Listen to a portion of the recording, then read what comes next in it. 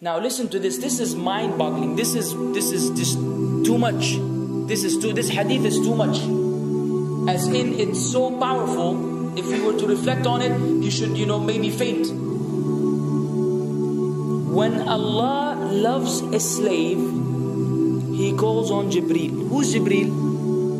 You know who Jibreel is? The greatest of the malaika, as far as Ahl Sunnah wal Jama'ah. The one whom when the Prophet ﷺ saw, he fainted alayhi salatu wasalam, because of his wings had covered the horizon. Jibreel, the angel who's responsible for the most virtuous thing, which is conveying the revelation from Allah to the messengers of Allah.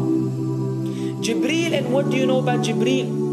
Allah said, whoever is adu, whoever is an enemy to Jibreel, then Allah is the enemy to the disbelievers. Allah defended Jibreel in the Quran. Jibreel, the one who took the Prophet ﷺ in Al-Isra al-Mi'raj, in the ascension to the heavens. Jibreel, the malak, which we don't know what to say about, because of his honor and his virtue in the sight of Allah.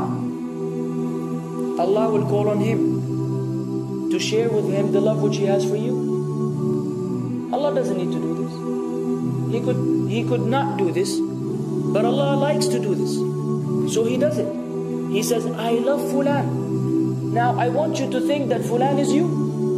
Whatever your name is, Ahmad, Mayroub, whatever your name is. Imagine Allah above the heavens, above the throne, in His greatness and His majesty, which is beyond our human comprehension, calls out to Jibreel to inform him that He loves you. And not only that, فَأَحِبَّهُ, then He commands Jibreel to love you also. So Jibreel now loves you. Allah and Jibreel love you. But it doesn't end there. Jibreel then will call upon the inhabitants of the sama. Who are they? All the malaika. How many? We can't even count.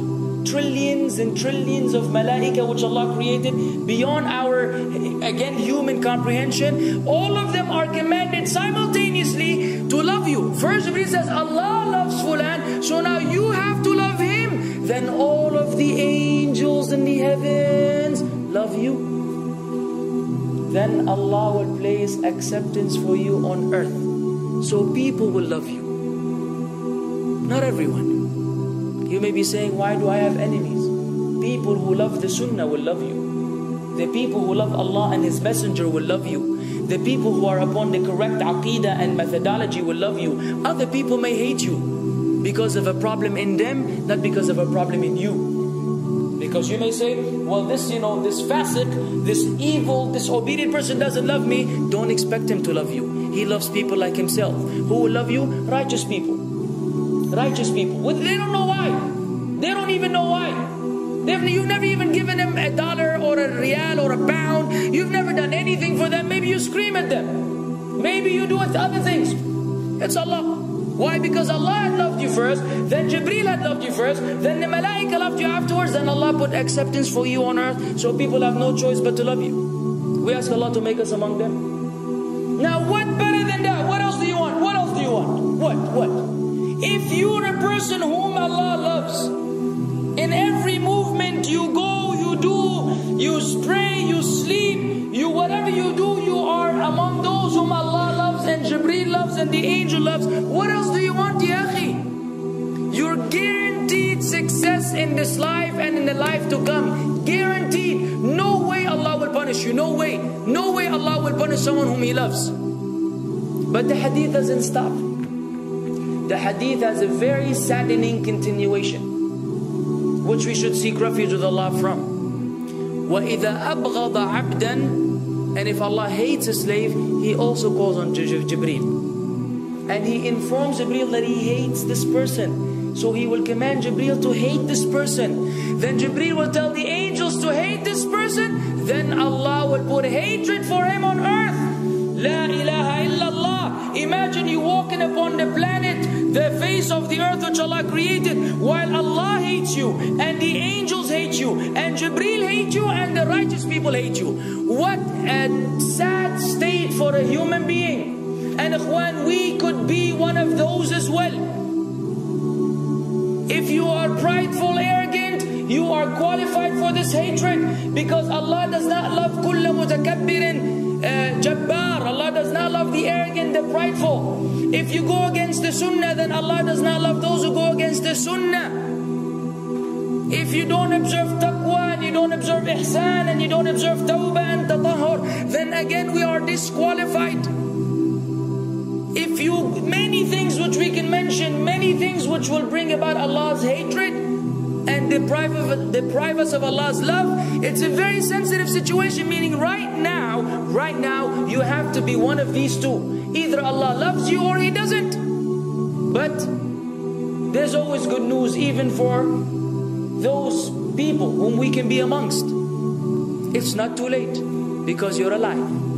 It's not too late because it's Ramadan. It's not too late because you're breathing. Even if you led a life of someone who had attained Allah's hatred, if you were to return to Allah, then Allah will love you and be happier. He will be so happy with your tawbah than a man who lost his mount in the desert. Upon it was his food and his drink, and then he waited under a tree for death. And all of a sudden he opened his eyes and he sees his camel or his horse or whatever that was right in front of him. And he gets so happy, he said, Allahumma anta abdi wa ana rabbuka. Oh Allah, you are my slave and I am your Lord. Kufr. He said a statement of kufr, but the Prophet ﷺ said, أَخْطَأَ مِنْ شِدَّةِ الْفَرَحِ. He made a mistake because he's so happy. You know when you're so happy that you may say things against what you want to say? When you're so happy that you just, you say words that mean nothing to anyone, Allah is happier when you return to Him than that person. What else do we want? For how long are we going to stay away from Allah? For how long are we going to lead the life of the heedless? For how long are we going to go against the sunnah? What are you waiting for? Death? Death.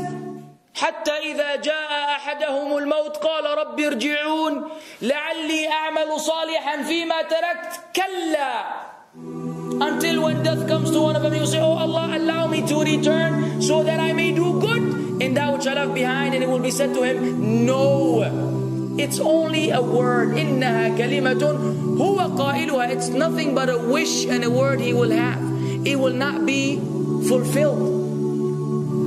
Let us not wait for death, ya akhwan. If each one of us here, by Allah, if each one of us here acted upon the sunnah, lived according to the sunnah, and invited people to the sunnah, and enjoyed what is good, and forbade what is evil, wallah, we will make a major change in the city in which we live. And if Muslims hearing this all over the world had that same attitude, then we will change the condition of the whole ummah. So no enemy can come and play games with us. We will squash them, all of them. Because Allah will defend. إِن تَنْصُرُ اللَّهِ يَنْصُرْكُمْ وَيُثَبِّتْ أَقْدَامَكُمْ. If you aid Allah's deen, Allah will aid you and will keep your feet firm. But we don't even live according to the sunnah, let alone be given victory over the enemies. So we're being humiliated in everywhere we go in the world. So let us make that change. Now that Ramadan is here, now that you've been given this sudden inclination towards good, if we don't succeed, if we don't take advantage of this month, wallahi, we are losers. If Ramadan ends and you are the same way you were before Ramadan began, then one of us is a loser. If we don't return to Allah after Ramadan, then we are losers as well. So tonight, bi'idhnillah, always on our mind, attaining Allah's love, acquiring Allah's love, fetching for the sunnah, and acting upon it whenever we're able to do so.